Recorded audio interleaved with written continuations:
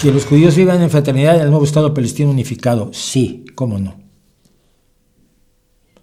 No sabes lo que dices, ¿verdad? Un Estado palestino unificado.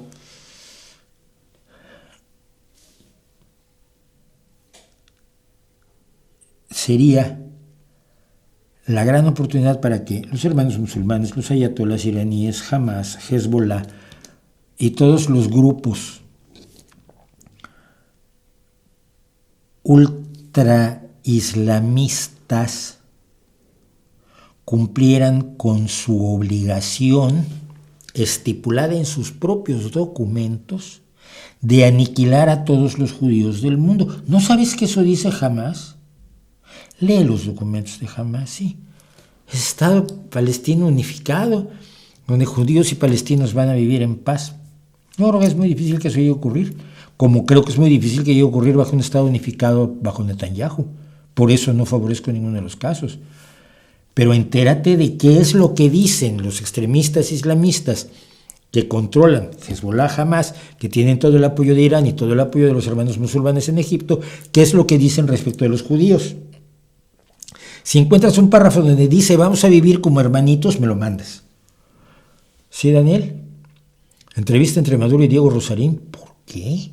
Voy a ver eso. ¿Para qué? ¿Cree usted que es totalmente irrelevante el juicio de crímenes de guerra contra Netanyahu y dirigentes de Hamas? No, no creo que sea irrelevante. Creo que es una posición internacional importante que aumente el aislamiento de ambos, tanto de Netanyahu como de Hamas. Netanyahu está siendo aislado por quien más quien más ha apoyado a Israel, a veces con una ceguera inmensa, que es Estados Unidos. Está en este momento con problemas muy graves para seguirlos apoyando. Y ha anunciado limitaciones a venta de armas, aunque no las haga el solo hecho de que las anuncie representa muchísimo, tiene un simbolismo profundo. Biden está viéndose presionado a decirle a Netanyahu, ya no podemos apoyar esto. El apoyo irrestricto ha dejado de existir y que las organizaciones internacionales, y vi la entrevista con el fiscal y las bases que él aduce desde el punto de vista del derecho internacional para la solicitud de las órdenes de arresto para Netanyahu y su ministro de guerra y para los dirigentes de Hamas, y jurídicamente está perfectamente sustentado. No es para nada un ataque contra Israel, ni contra el derecho a defenderse de Israel, ni es un ataque antisemita. No lo es. Yo creo que es bueno. Y bueno que la comunidad internacional les haga saber a ambos contendientes que ya no va a jugar su juego de tienes que estar conmigo porque los otros son muy malos, para decir, yo estoy contra los dos que son muy malos y estoy a favor de los civiles que deberían dejar de sufrir, de ser asesinados, de vivir con miedo, de carecer de futuro. Sobre todo en el caso de los palestinos, carecer de futuro.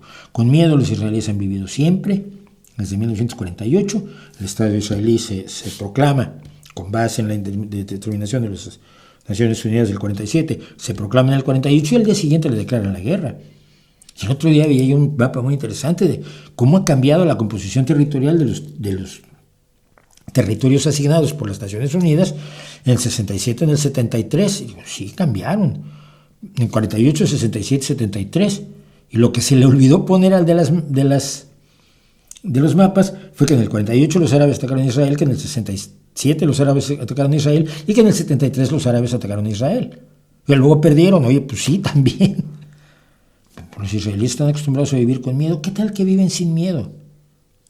Y sin necesidad de estar defendiéndose, entre comillas, atacando a civiles. ¿Y qué tal que los civiles palestinos tengan derecho a un futuro y a vivir en paz?